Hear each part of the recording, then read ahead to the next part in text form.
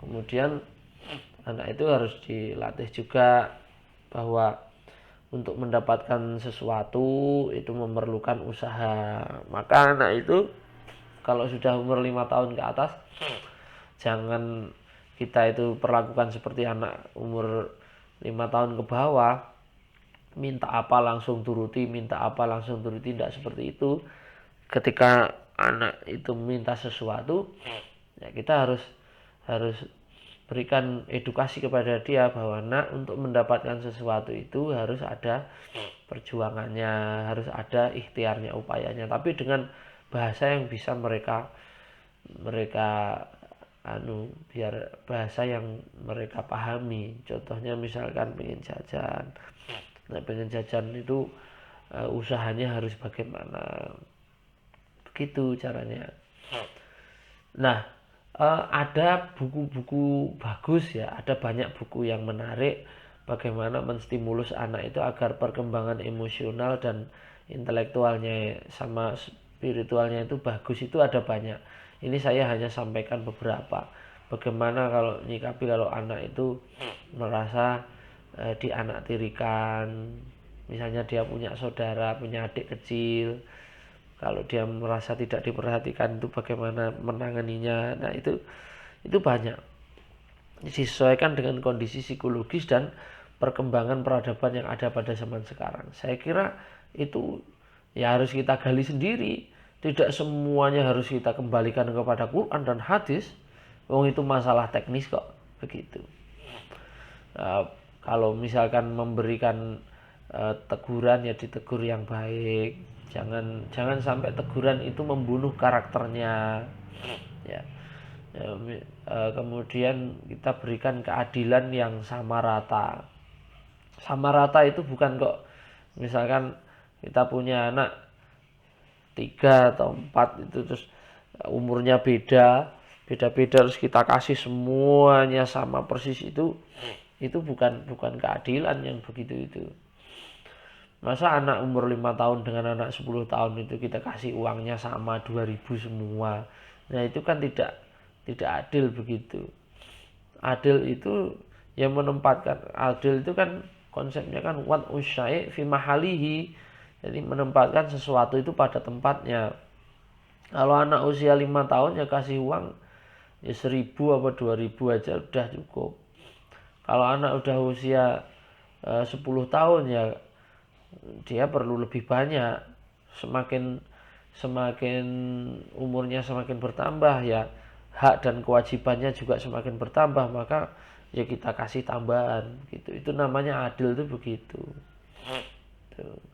Nanti beda lagi dengan adil sama istri, nanti beda lagi. Adil sama, pokoknya yang penting konsep adil itu adalah wata usyai fi mahalihi, menempatkan sesuatu itu sesuai proporsi yang tepat.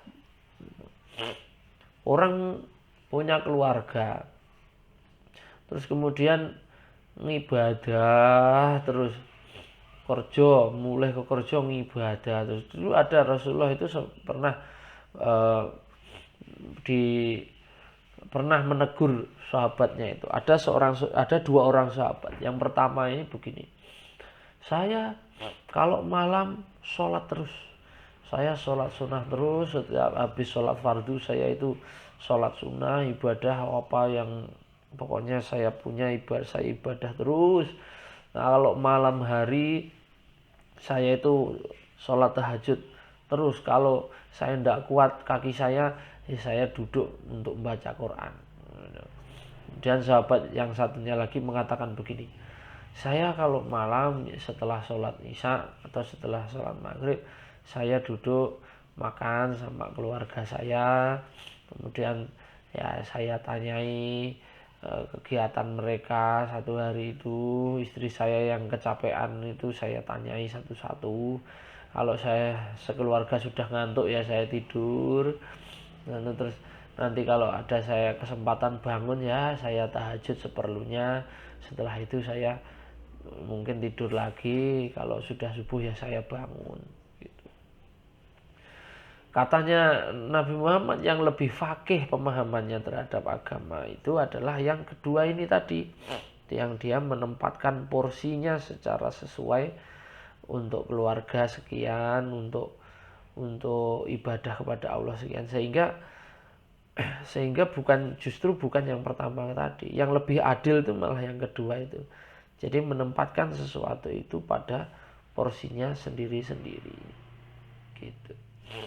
Waktu seminggu untuk nggarap tugas itu ya digunakan betul-betul, bukan kok yang 5 hari untuk rebahan, yang 2 hari untuk pusing ngerjakan tugas. Itu kan kebiasaan kalian lah, yang begitu itu namanya wat usai ala ghairi mahalihi, tidak menempatkan sesuatu pada tempatnya gitu. Oke.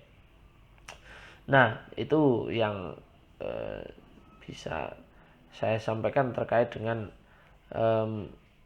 mendidik anak-anak kecil ya, atau mendidik anak usia dini. Sebetulnya ada banyak hal yang mungkin bisa kita diskusikan, tapi ya karena pandemi ya yang bisa kita lakukan hanya sampai sejauh ini.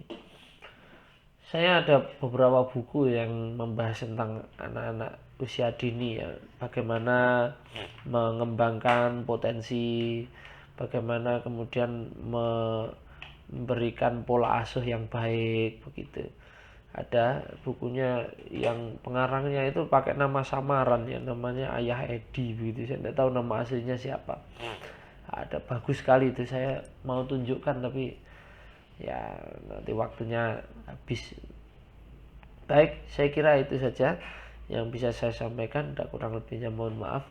Wassalamualaikum warahmatullahi wabarakatuh.